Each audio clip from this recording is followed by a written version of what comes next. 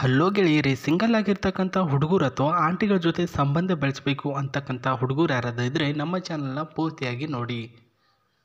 ನಮಗೆ ಇವತ್ತು ಮದುವೆ ಆಗಬೇಕು ಅಂತ ಮಾಹಿತಿ ಕಳಿಸಿರ್ತಾರೆ. ಜೊತೆಗೆ ಸ್ನೇಹ ಬೆಳೆಸಬೇಕು ಅಂತ ಸುಮಾರು ಜನ ಪ್ರೊಫೈಲ್ಗಳು ಕಳಿಸ್ತಾ ಹೋಗಿದ್ದಾರೆ. ಅದರಲ್ಲಿ ಶ್ರಾವಣಿ ಅಂತ ಇವರು ಒಬ್ಬರು. ಇವರು ಬಂದುಬಿಟ್ಟು ಕರ್ನಾಟಕಕ್ಕೆ ಹೆಸರುವಾಸಿಯಾಗಿರ್ತಕ್ಕಂತಹ ಶಿಲೆಗಳ ನಾಡಾಗಿರ್ತಕ್ಕಂಥ ಹಂಪಿನಲ್ಲಿ ವಾಸವಾಗಿರೋದು ಶ್ರಾವಣಿ ಅವರು. 32ರ ವಯಸ್ಸಿನ ಮಹಿಳೆ. ಓದು ಬಂದುಬಿಟ್ಟು ಸ್ವಲ್ಪ ಮಟ್ಟಿಗೆ ಓದಿದ್ದೇನೆ, PUC ಮುಂದೆ ಓದ್ಬಿಟ್ಟು ಇವಾಗ ಅನ್ಎಂಪ್ಲಾಯ್ಡ್ ಆಗಿ ಮನೆಯಲ್ಲೇ ಇದ್ದಾರೆ. ಅಂದರೆ ಕೆಲಸ ಸಿಕ್ಕಿಲ್ಲ ಅಂತ ಮನೆಯಲ್ಲೇ ಇದ್ದಾರೆ. ವಿವಾಹ ಆಗಿದೆ, ಗಂಡ ಕೂಡ ದೂರ ಇದ್ದು ಈಗ ನನಗೆ ಒಬ್ಬಳೇ ಮನೆಯಲ್ಲಿ ಬೇಜಾರಾಗ್ತಾ ಇದೆ. ನನ್ನ ಬೇಜಾರು ಹೋಗಿಸೋಕೆ ಏನು ಮಾಡಬೇಕು ಅಂತ ಯೋಚನೆ ಮಾಡಿದಾಗ ಮದುವೆ ಆಗೋದೇ ಸರಿ ಅಂತ ಯೋಚನೆ ಮಾಡಿ ಇವಾಗ ಮದುವೆಗೆ ತಯಾರಿ ಮಾಡ್ಕೊಳ್ತಾ ಇದ್ದಾರೆ. ಒಬ್ಬ ಒಳ್ಳೆಯ ಹುಡುಗ ಬೇಕು ಅಂತ ಮಾಹಿತಿ ನಮಗೆ ಕಳಿಸಿರೋದು. ಕ್ಲಾರಿಟಿ ಸಿಗ್ತಾ?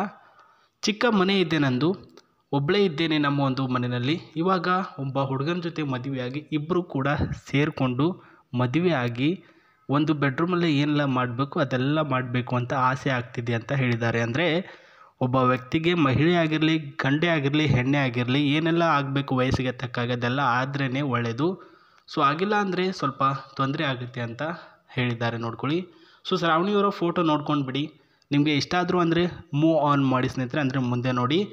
ಸೊ ಮೊದಲನೇ ಪಾಯಿಂಟಲ್ಲಿ ನನಗೆ ವಯಸ್ಸು ಜಾಸ್ತಿ ಆಗಿದೆ, ಒಪ್ಕೊಳ್ತೇನೆ ವಯಸ್ಸು ಜಾಸ್ತಿ ಆಗಿದೆ, ಆದರೆ ಆಸೆ ಇನ್ನೂ ಅಷ್ಟೇ ಇದೆ.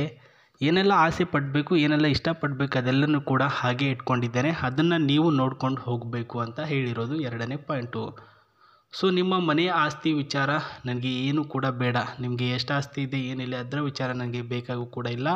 ನನಗೆ ನೀವು ಇಷ್ಟ ಆಗಬೇಕು ಅಷ್ಟೇ ಸಾಕು ಅಂತ ಹೇಳಿದ್ದಾರೆ. ಪ್ರಸ್ತುತ ಕನ್ನಡಿಗನ ಜೊತೆ, ಮೃದು ಮನಸ್ಸಿನ ಜೊತೆ, ಕೋಪ ಇಲ್ಲದಂಥ ಹುಡುಗನ ಜೊತೆ ಮದುವೆ ಆಗೋದು ನನ್ನ ಒಂದು ಕನಸು.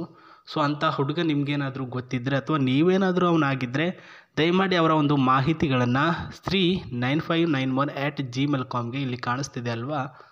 ಸೊ ಈ ಒಂದು ಜಿಮೇಲ್ಗೆ ಕಳಿಸಿಕೊಡಿ, ಇಲ್ಲಾಂದರೆ ಕಮೆಂಟ್ ಬಾಕ್ಸಲ್ಲಿ ತಿಳಿಸಿಕೊಡಿ ಅವರ ಮಾಹಿತಿ ಅಂತ ಹೇಳಿರೋದು. ಇದು ಅವರು ಹೇಳಿರ್ತಕ್ಕಂಥ ಮಾಹಿತಿ ಆಗಿತ್ತು. ಸೊ ಇವಾಗ ವಿಚಾರಕ್ಕೆ ಬರೋದಾದರೆ ಇವ್ರಿಗೆ ಆಸ್ತಿ ಏನಿದೆ, ಜೊತೆಗೆ ಹುಡುಗ ಯಾವ ರೀತಿ ಇರಬೇಕು ಅನ್ನೋದ್ರ ಬಗ್ಗೆ ಗಮನ ಕೊಡೋಣ.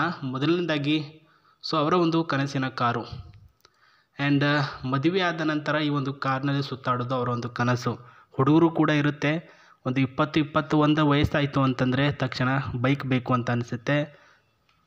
30ರ ಸನಿಹ ಬತ್ತು ಅಂದರೆ ಒಂದು ಕಾರ್ ಬೇಕು ಅಂತ ಅನಿಸುತ್ತೆ. ಸೊ ಈ ರೀತಿ ಕನಸುಗಳನ್ನು ಹೊತ್ತುಕೊಂಡು ಹೋಗ್ತಕ್ಕಂಥ ಹುಡುಗರ ಕನಸು ಯಾವ ರೀತಿ ಇರುತ್ತೋ ಅದೇ ರೀತಿ ಹೆಣ್ಮಕ್ಳು ಕೂಡ ಈ ರೀತಿ ಕಾರಲ್ಲಿ ಓಡಾಡಬೇಕು, ಈ ರೀತಿ ಕಾರಲ್ಲಿ AC ಹಾಕ್ಕೊಂಡು ಸಾಂಗ್ ಪ್ಲೇ ಮಾಡ್ಕೊಂಡು ಹೋಗಬೇಕು ಅನ್ನೋದು ಕನಸಾಗಿರುತ್ತೆ. ಇದು ಅವರ ಕನಸು ಶ್ರಾವಣಿಯವ್ರದ್ದು. ಓಕೆನಾ. ಇನ್ನು ಹುಡುಗನ ವಿಚಾರಕ್ಕೆ ಬರೋದಾದರೆ ಹುಡುಗ ಬೈಕ್, ಕಾರ್ ಓಡಿಸೋಕೆ ಬರಲೇಬೇಕು, 1ನೇ ಪಾಯಿಂಟು. 2ನೇ ಪಾಯಿಂಟು ಕನ್ನಡ ಹಿಂದಿ ಅಂತ ಮಾತಾಡಬೇಕು. ಮನೆಯಲ್ಲಿ ಜಾಸ್ತಿ ಜಗಳ ಆಡ್ತಿರಬಾರ್ದು. ಅವನ ಕಂಡ್ರೆ ಎಲ್ಲರೂ ಕೂಡ ಪ್ರೀತಿ ಮಾಡಬೇಕು. ಆ್ಯಂಡ್ 4ನೇ ಪಾಯಿಂಟು ನನ್ನನ್ನು ತುಂಬ ಚೆನ್ನಾಗಿ ನೋಡ್ಕೊಂಡು ಹೋಗಬೇಕು.